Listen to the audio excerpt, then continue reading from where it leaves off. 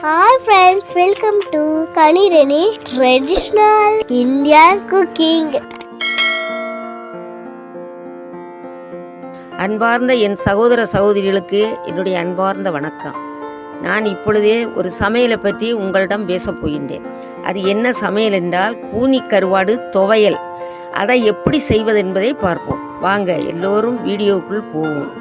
அதாவது 30 கிராம் கூனி கருவாடை நல்ல தண்ணியில் அலசி காய வச்சிடணும். அது ஒரு 2 நாள் காய வைக்கணும். அதில் ஒரு பொட்டு தண்ணி கூட இருக்கக்கூடாது. வீட்டு ஃபேன் காற்றுல காய வச்சா போதும். ஒரு 2 நாள் காய வச்சிட்டிங்கன்னா சரியாயிரும்.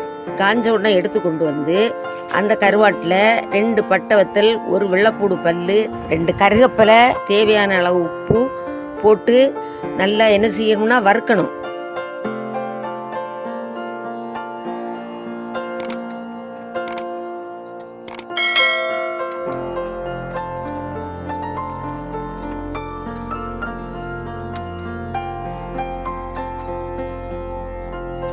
வறுத்து செவக்க வறுத்தா போதும். ரொம்ப வறுத்துடக்கூடாது, தீயக்கூடாது. ஏன்னா சீக்கிரம் தீஞ்சிரும். ஏன்னா அது லேசாக இருக்கக்கூடிய பொருட்களாக்கும். சிம்மில் போட்டு லைட்டாக வறுக்கணும். செவத்து வரும்போது எடுத்துடணும். சட்டியை அடுப்பை இறக்கி விட்டுக்கிட்டு எடுத்துடணும். அப்புறம் சூடு ஆறின உடனே எடுத்து ஜாரில் போட்டு அடிக்கும்போது தேங்காயும் கூட சேர்த்து போட்டு அடிச்சிடணும். அந்த தேங்காய் ரொம்ப அரையக்கூடாது. தேங்காய் நெருன்னு இருக்கணும். அரைஞ்ச உடனே எடுத்து நம்ம ஜாரை எடுத்துடணும். டேஸ்ட்டு ரொம்ப நல்லா இருக்கும். துவையல் எல்லாத்துக்கும் கஞ்சி, சுடுகஞ்சியிலேருந்து பழைய கஞ்சியிலேருந்து சுடுசோறுக்கும் நல்லாயிருக்கும்.